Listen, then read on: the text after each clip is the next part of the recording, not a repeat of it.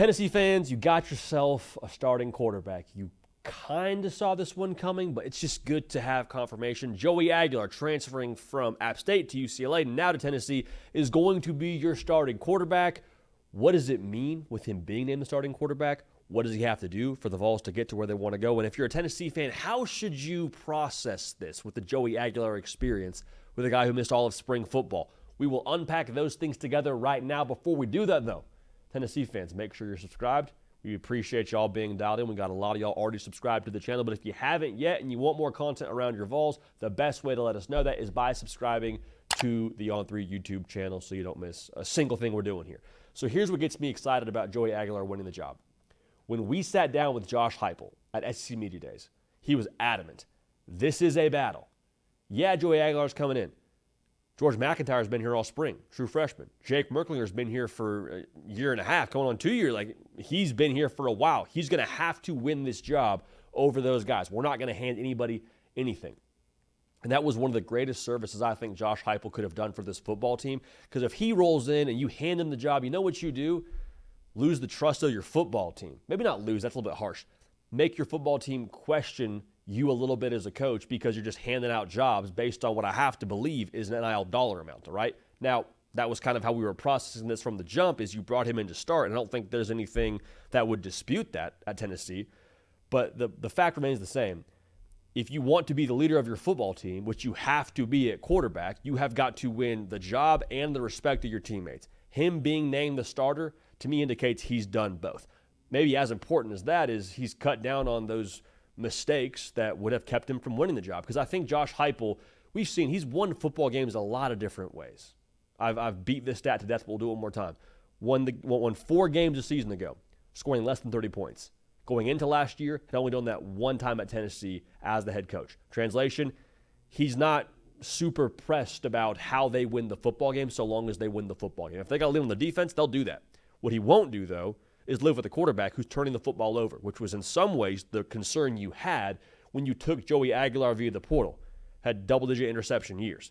So him being named the starter to me says, okay, we've seen enough behind closed doors with Joey Aguilar taking care of the football to where we trust him to be our guy. He has won this job by nature of him not turning the football over, as well as doing the other things that you kind of knew he would do, which is, throw it around a little bit, right? So I love the fact that when he's your starting quarterback, there's going to be more steady hands behind center than if you were going with a guy who had never played a down in college football, as a starting quarterback, that is. Because when you go play Georgia in Neyland, SEC opener, it's going to be a turned-up environment. Now, I'm not saying Joey Aguilar won't still have some acclamation, and that won't be still the biggest stage he's played on, but I understand, his hands will be a touch more steady having played college football before as the guy than a true freshman in George McIntyre or Jake Merklinger. And that's not knocking either of those guys. I think they both have good college careers. But in this season, with what the context of this roster is, with how good they could be with that defense, you have a guy who is not going to have a overly sped-up heart rate when you go and play at Bama or you go play at Florida. So what do you need from Joey Aguilar to get to where you want to go? Because in my mind, I'm saying, okay, defense still should be really good. Run game still, based on the trend for Josh Heupel and his teams, still should be north of 2,000 yards on the season. Joey Aguilar, to get them back to the college football playoff, needs to give them another way to call the offense. Because this is a dangerous, territory to wade into, but that 2022 team, at the most basic level, what they did to football teams and made it so difficult on those defenses was they could beat you any way that you wanted to get beaten on that day. If we're going to just give you a light box, you're not throwing it on us, cool, we're on the ball for 200-plus yards that day. You want to try and, put your hand in the cookie jar and stack the box?